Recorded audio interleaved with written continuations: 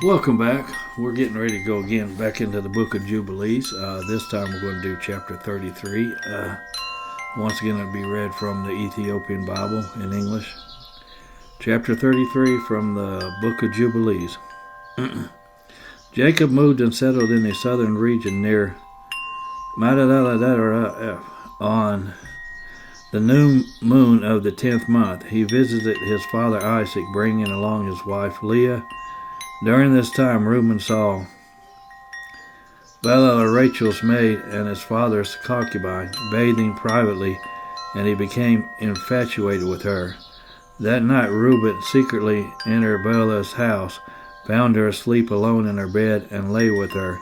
When she awoke and realized Reuben was with her, she uncovered part of her garment, grabbed hold of him, cried out, and discovered it was indeed Reuben.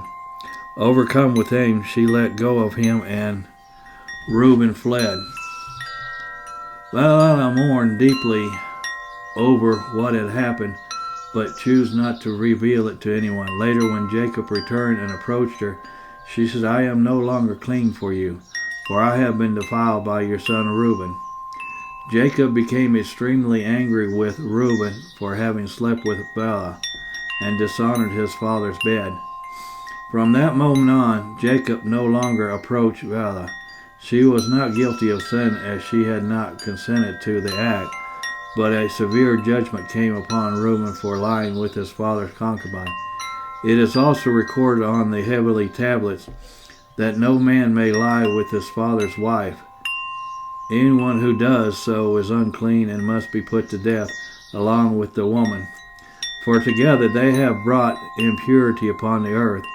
In the nation chosen by God as his own possession, no form of uncleanness is permitted before him. Furthermore, it is written again, "Cursed is the one who sleeps with his father's wife, for he has uncovered his father's nakedness." And all the holy ones of the Lord answered, "Amen, amen." This chapter confronts a grave moral failure within the patriarchal family. Reuben's sin, lying with his father's concubine, is not treated as a passing event, but as a deeply defiling act with serious covenantal consequences. Jubilees does not sanitize the incident. Instead, it lays out the facts with restraint and moral clarity. Bilhah is portrayed as innocent. She does not consent. She resists and she mourns in silence. The text vindicates her and assigns guilt solely to Reuben. The narrative adds legal gravity through divine commentary. The act is not only offensive to Jacob, it violates a principle inscribed on the tablets of heaven. The judgment is not framed as merely social or fundamental, but cosmic. It affects purity in the nation God has chosen as his possession. The punishment is implicit but heavy. Reuben is not immediately struck down, but he is condemned spiritually. His defilement brings shame not only to himself, but to the covenant family. The offense is echoed in the law given later through Moses, reinforcing the continuity of moral expectation across generations. At the end, the holy ones, interpreted as angelic or heavenly witnesses, affirm the curse with a solemn "so be it." This signals that divine justice operates even when human justice seems delayed. Jubilees uses this moment to teach a broader lesson.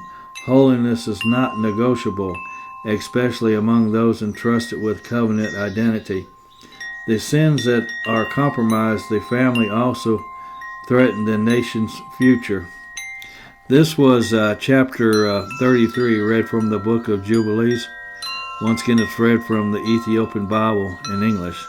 Once again, this happens to be chapter 33 from the book of Jubilees.